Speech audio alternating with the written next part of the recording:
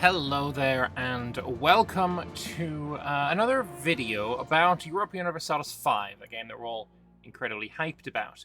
And as you can see in the background, they have released a new video, which essentially shows all of the terrain in Europe, which is very nice. And I'm going to pause too slowly. I'm going to pause right here and say that this is perhaps my least favorite part of the video. I'm going to just quickly hide my face so you can see all of it. And now I've got a bunch of people saying, you should always hide your face, you're ugly, whatever. This part of the map is really the part that I see the most issues with. And for the most part, it's around the, Ukraine area, around the steppes area, and it's essentially all of this area, right? My main issue with it is it looks too flat, it looks too uniform, and while that may be due to the lack of trees, perhaps, it's also just not interesting enough. And I think this doesn't really conform too well with what reality looks like either. Now, if we bring up a bit of Google Earth, we can kind of see what the issue is, and I don't know how to remove labels and such, so I apologize for that. But essentially, if we go back and forth here between the video and Google Earth, and I maybe should try and get something approximating the same what's going on, I feel like you can see my issue, right? And sure, a lot of these places are less forested nowadays than they were in 1337. A lot of these places are more urbanized, a lot more cities, but you can't really see the cities from this layer anyway. And essentially, my issue is probably mostly down to the texture work. And I think a lot of it is due to the fact that every location needs to have its own, not the climate I'm thinking of, the topography and the vegetation. And that is like front and center determining what the textures look like. And I feel like that's something that can maybe change. So for example, my biggest issue is, if I do default view, you can see it a little bit better. Here around Kherson, around Mariupol, etc., southern Ukraine here, is such a harsh distinction here between what I assume is grassland and then steppeland, I assume. And it's so very stark and apparent. And then we look at Google Earth, and that's just not something that you see here. Despite there being an awful lot of, lack of green due to bombs and such going off in this area. And it's just very much a case of the texture work being just sort of wrong. In the north, you can see there's a lot more forested area, and obviously we cannot see trees on this layer, so maybe that is, maybe the trees are just pulling so much weight. And maybe trees should be seen on the terrain map mode. And I kind of think they should be. We can play it on, and when we get to this level, things are looking a lot better. Things are looking a lot more readable, a lot more natural, let's say. The mountains look great, the grass looks great at this zoom level, but when you're zooming out, that's when I have the problems, let's say. But essentially, that's my issue. There's other areas that look great. So, for example, we just saw a bit of Greece here that looks relatively good.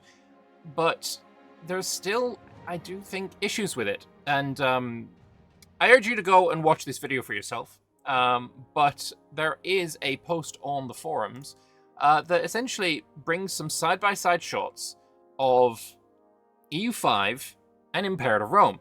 And I think these are very, very interesting. Iceland, first of all, they're from Iceland, so that's a topic that they're more keenly interested in. But if we have a look, we have this image here, the one obviously on the left being EU5, the one that I just showed and had an issue with. And then you compare it to what we have in Imperator, and I don't know. It's kind of night and day for me. Imperator just looks so infinitely better, and that's kind of a shame. It is kind of a shame. And again, forests might be pulling so much weight here. But even in the areas that are less forested, so for example, Spain, Iberia, it just looks so much better in Imperator than in EU5. Greece, which I just brought up, I think is less apparent because Greece had the issue in Imperator of these huge, just chunk mountains, and I do think the mountains do look better in EU5. But there are also some other issues, like certain coastlines being a little bit too strange, and the water being just completely the same color right up until the coastline, whereas in Imperator you have this nice gradient that gets lighter towards the coast, and I think that looks great. I think this sea looks, perfect. I wouldn't mind seeing that again. I have honestly no idea where this place is. Thor doesn't ring any bells for me, but considering there's no countries here, this must be like the steppe area. But yeah, even when you get down to the level that is showing trees, they're just not really quite looking as good as when you get trees in Imperator Rome. Even the rivers as well, way more defined, way more apparent, way more pretty than in EU5. And again, that's a shame. British Isles is, I think, looking quite good in EU5. Some of the texture work, again, could do with a bit of an upgrade. The mountains look a little bit fuzzy. There's like flatland, instant mountain in the, island. And it's just kind of not the case when you look at Imperator Rome. Imperator just, it just kind of stays winning. It just looks really, really nice. I would like to see more Imperator-style stuff. I think in general, what we see is quite good in EU5, right? But not everything, and there is certainly room for improvement. And again, right, when they shared this video, they said at the start it's work in progress. All footage capture and work in progress build. That's fine. But now is the time to say, oh, this work in progress build that you've got, this thing isn't up to the standard that I would like to see on release. And, hopefully things can be worked on before release. I don't know when release is. I don't even have enough to make an accurate assumption. My original assumption has been November this year. I don't know if that's correct. And I don't know how long it takes to completely redo the textures of an entire planet. I'm completely ignorant on that. So whether that takes 4 months or whether it takes 6 months or 2 months or whatever, I don't know. I just would hope that it is done before release. But other than that, obviously you can see in this video as well, we have back the hovering over the little ships in order to see what trade goods are being transported around the world. I love that. I'm glad that makes a return. We have here the Danzig, Königsberg region, Teutonic Order looking quite nice. And yeah, again, when you're at this zoom level, this looks really, really good. This looks great. It's just when you, zoom out, then I have issues. I think the mountains, for the most part, look great.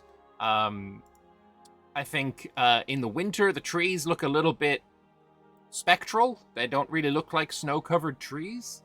And also, I don't think, sharp sloped cliffs should have snow on them.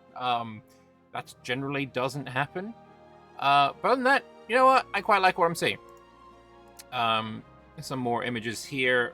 France, again, even with the trees, it's too little going on. It's just one big block of color rather than something a little bit more natural. And then when we look at Google Earth, there's a lot going on here. It's not just one block color. So there's I think room for improvement there. The Low Countries looking pretty decent, I would say. Sicily also, I would say, looking pretty decent. Iberia, this is one of the ones I pulled up as being a bit iffy. Just too many sharp lines that goes for hundreds of kilometers of just, we have a terrain here, and then we have a different terrain here, and there is a sharp line. And I just don't see the need for it, really. But yeah, urge you to go and watch this video. You can be able to see what I'm talking about. Like, say, the sea going up towards the land, no change in contrast, color, whatever. Whereas we've got these absolutely gorgeous contrasts or going up towards coastlines. Imperator just did it correctly. Imperator did it fantastically well, and yeah, this game is coming out at least, 4.5 years, maybe 5 years after Imperator. I think it should be on par at least with Imperator when it comes out. Again, I mean, this looks so good. This looks so freaking good, and I need this to look as good. Would kind of be nice. In the winter as well, it's just a one block color across the entire map, and that's just not what I want to see. It isn't what I want to see. There are some comments from the devs in their post about it, and we'll see more maps other than just Europe in the future. Europe, obviously, to start with. You can zoom in without losing the political map mode. I've experienced this. It's great. There's a lot of options when it comes to what happens at zoom levels with the map. It's fantastic. The options in this game are really, really good. Asking